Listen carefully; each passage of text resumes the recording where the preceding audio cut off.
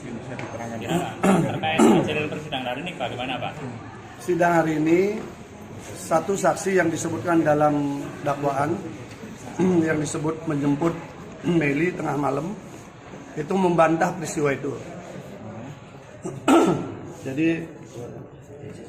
jadi biar enak ya.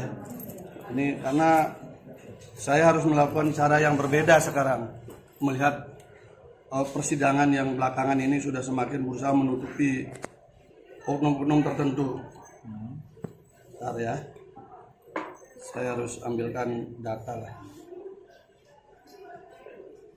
Ya teman-teman enak kita ngomong pakai data.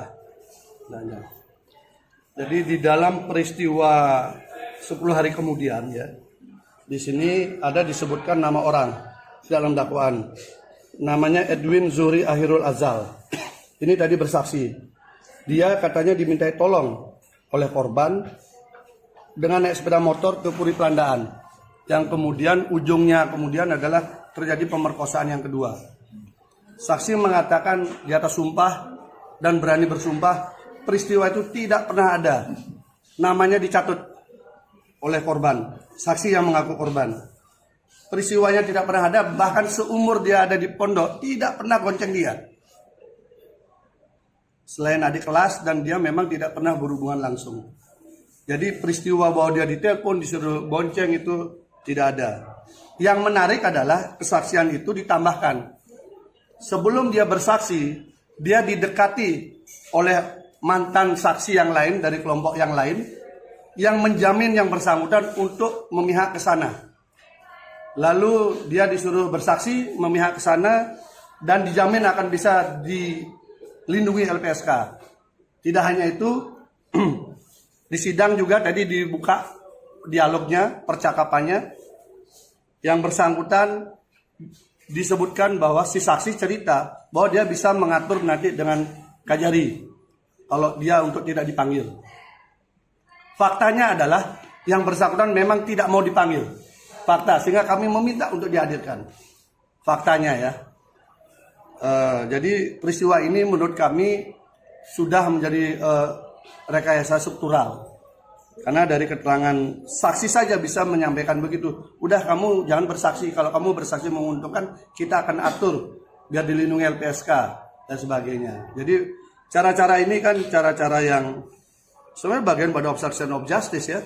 Tapi sudahlah. Tapi yang penting sudah terungkap di persidangan. Dan saksi yang lain juga mengungkapkan. Ada 2 saksi yang mengungkapkan dengan bukti otentik komunikasi bahwa saksi korban pernah berhubungan intim dengan orang lain.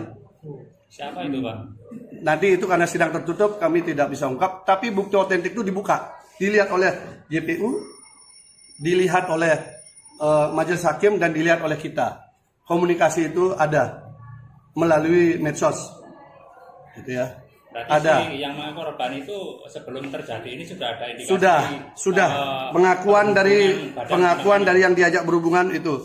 Plus ada juga saksi yang kemudian teman baiknya yang diajak itu mengakui juga mendapatkan hal yang sama. Berarti cerita yang sama. Visum yang terdahulu bisa diragukan itu Pak. Nah, kita nggak lagi ngomong itu, benda tumpul nggak jelas.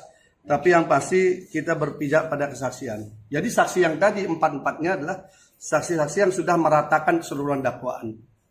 Tetapi yang membuat kami kecewa pada hari ini adalah sejak awal kami mengharapkan hadirnya saksi yang dibalik semua kasus ini untuk mengungkapkan motif. Sudah dipanggil oleh JPU, tetapi kemudian tidak mau hadir dengan 3 alasan. 1, karena ada hubungan keluarga, hubungan tiri. Kemudian yang kedua, karena sakit, berlapis ini.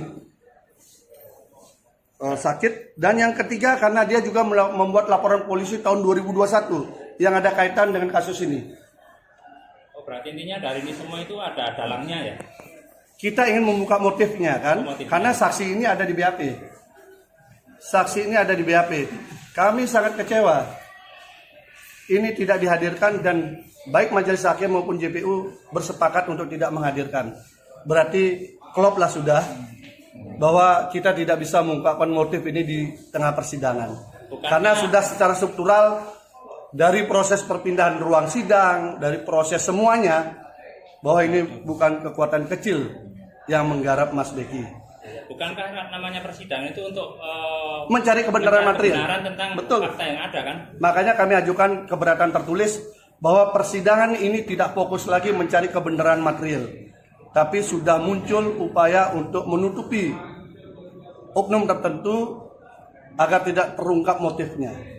Itu yang terjadi. Kami ajukan secara khusus tadi dicatat di dalam persidangan, dan saya tegas katakan bahwa cara-cara seperti ini adalah cara-cara yang membuat mencari kebenaran material menjadi semakin sulit, karena majelis hakim maupun JPU sama-sama tidak mau menghadirkan saksi tersebut padahal dia ada dalam BAP. Ada apa? Alasannya apa? Jadi Pak? JPU ya sudah, karena pengakuannya berlindung di pasal KUHP bahwa ada hubungan sedarah atau semenda. Tapi kami katakan, kami buktikan dengan alat bukti KK, hubungan suami istri dan sebagainya dari Pak Kiai sudah kami ajukan. Sementara dari sebelah kan tidak ada. Kami sudah minta, kalau itu hadirkan dong kakaknya, kalau memang ada hubungan keluarga. Atau uji di dalam sidang, dokumen-dokumennya, kan begitu. Tetapi tampaknya sudah ada upaya untuk melindungi itu semua.